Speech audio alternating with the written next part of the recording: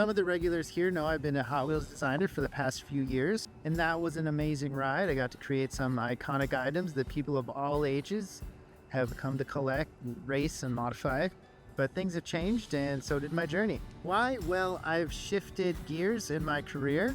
I'm no longer in Hot Wheels. I am an industrial designer here at Buck Knives. And if you're into outdoor gear, you know Buck Knives. They've been around for 100 years. Which brings me to this video. I'm going to be heading out to Blade Show West in Salt Lake City. I'm going to be taking you guys with me. So let's go see what they got out there.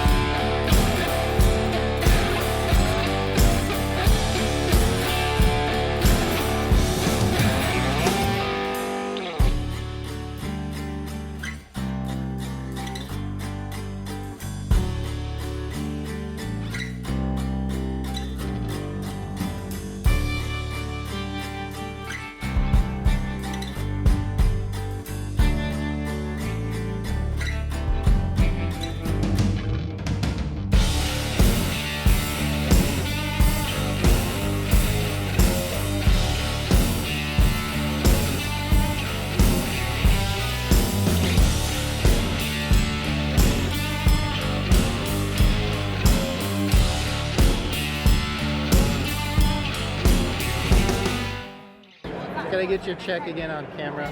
Yeah. It's too much. You want me to do a pocket dump? No. I want to see you twirl around. This is Neil's first knife show. Yeah, Oh. so Oh boy. Good luck. do it. All right. See it. So, kind of got a few knives. just a few. Just a handful. Of course, got to have a neck knife. Beautiful. Bell of the ball. Try.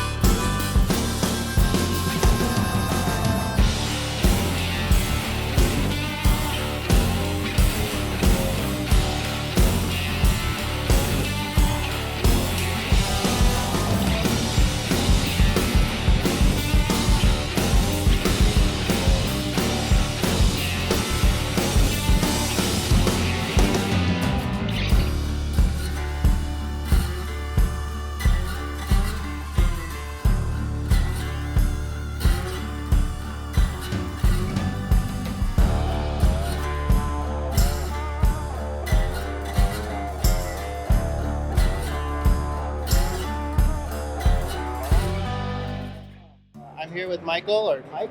Hey, everyone's fine. Michael from Auxiliary, and out of this whole show, by far his scales are the best. Thank you. So I want him to talk about it.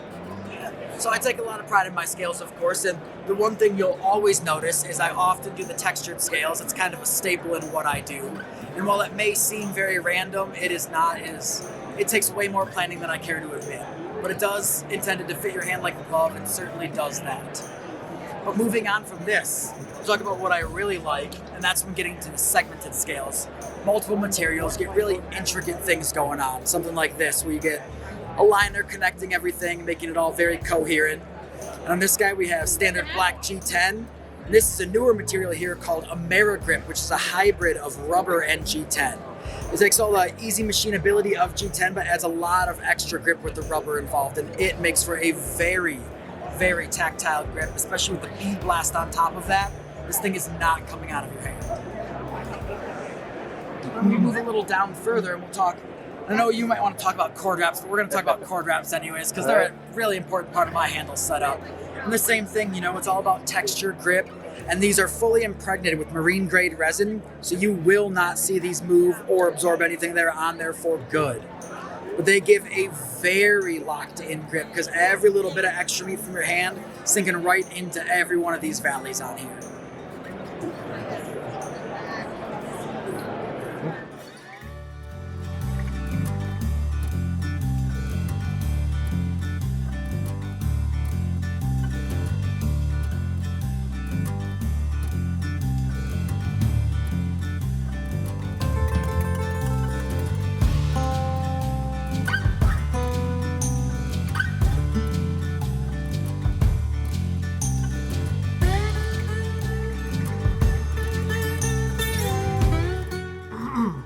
So I just wrapped up day 1 at Blade Show. It was really fun. I got to meet a lot of people. I spent most of my time talking, getting familiar with the industry, all the people involved. Everyone is really nice. They're super excited to have me as a new designer in the blade world. I got to hang out with Thomas a lot, spent a lot of time in the Blade HQ booth going over some stuff, and hung out with Thomas Ward and his crew over at Revo. I think if you're coming from the entertainment side, Blade Show is a lot like, I would say, Designer Con. It was odd to me seeing how accessible the knife market is for people who are into that, hobby. Really high quality items made from all different kinds of steels and metals. There's a lot of passion in these designers, so this was a great place to really see big vendors and small vendors alike selling their craft and talking about their passions. I had a lot of fun.